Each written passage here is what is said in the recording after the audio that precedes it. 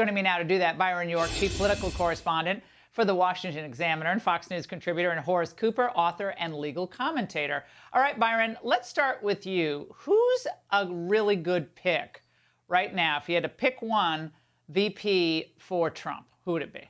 If I picked one, I would probably pick Sarah Huckabee Sanders. She's the governor of Arkansas, a Trump White House veteran. No other governmental experience than that, but actually a really good choice for President Trump. Okay, Horace, that is interesting. Sarah Sanders, obviously very young, knows the president very well. We know that he respects her greatly. What are your thoughts? Well, I actually think Youngkin would be a better running mate. If you pick up Virginia, and the surveys show with him on the ticket, you're very likely to carry Virginia. And that would mean you wouldn't need to worry about a state like Wisconsin in terms of electoral votes. You must figure out a way to grow the support on Election Day, and that's one way to do it.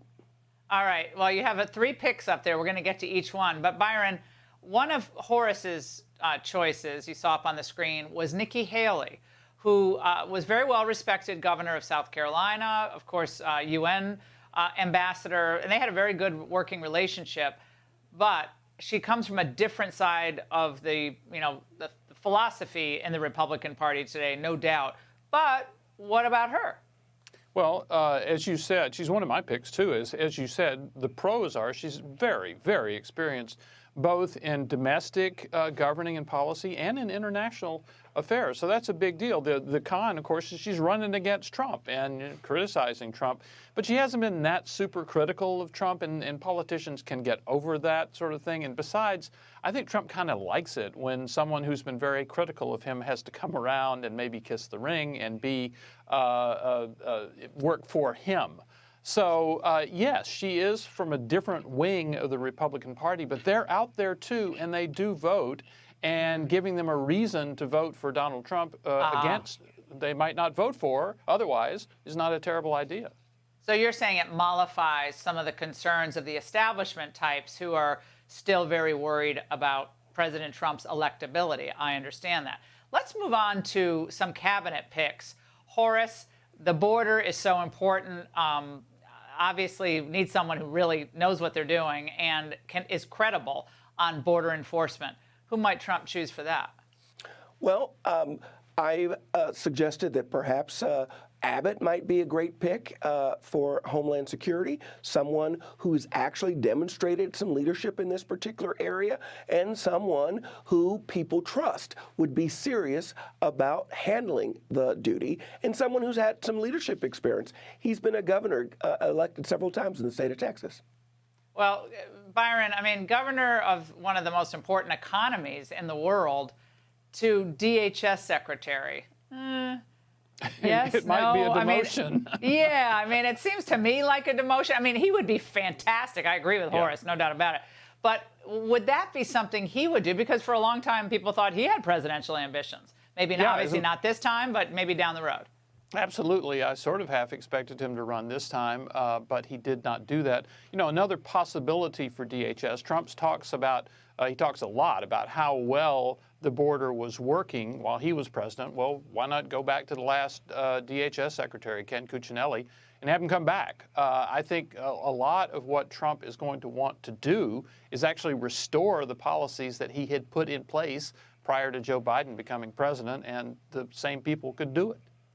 Horace, other cabinet secretaries that are obviously very important would be Treasury, Commerce, Secretary of State, CIA Director. I mean, I know this is Friday, so we're playing these games, but it is interesting, and it may be something that, again, mollifies the concerns of some independents who maybe just say, I'm not going to vote this time, or others who like, I'm not sure but if he did that with the Supreme Court picks, in other words, like he put out a list, which I thought was brilliant in 2016, who he'd put on the court. Why not put out a potential list of cabinet picks?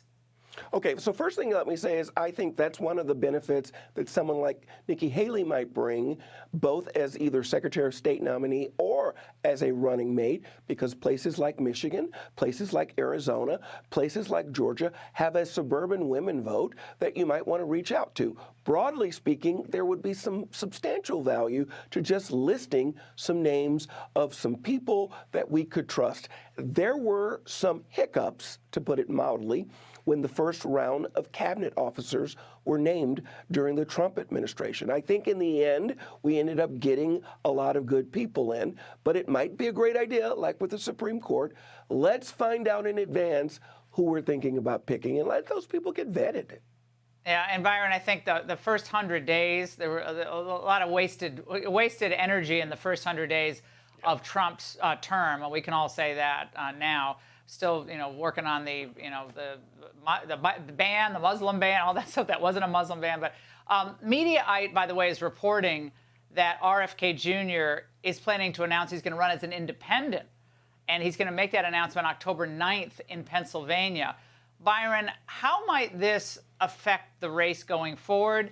Is it good for someone like Trump, bad for Biden, or could there be some other contingency develop with that?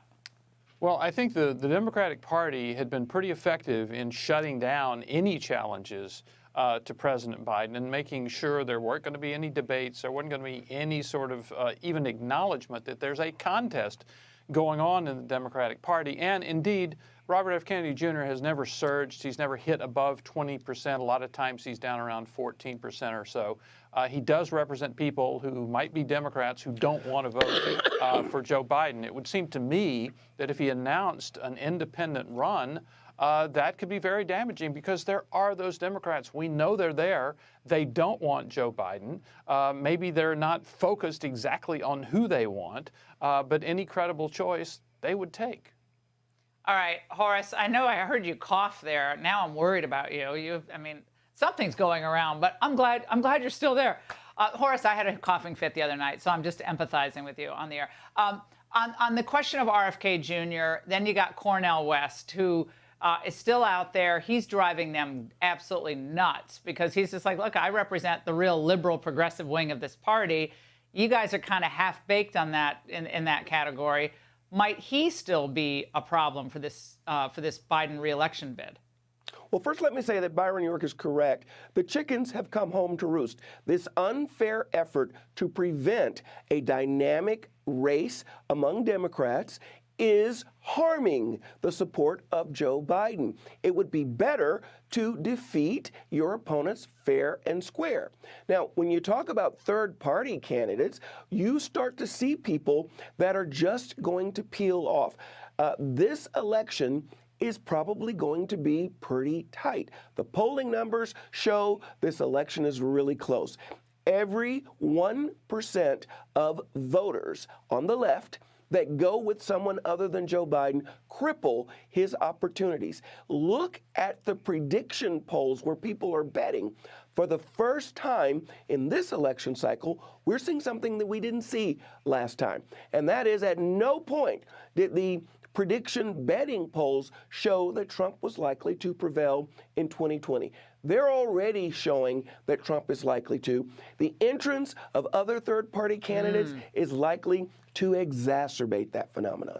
Byron, really quickly, do you agree with some who've said that Trump, including yours truly, by the way, some have said that for Trump to really win, he's got to get to like 55%, given how the Democrats managed to creatively, find votes, or, they're really good at mail-in ballots, but that this has to be bigger than a squeaker to have the real confidence that Trump can win this?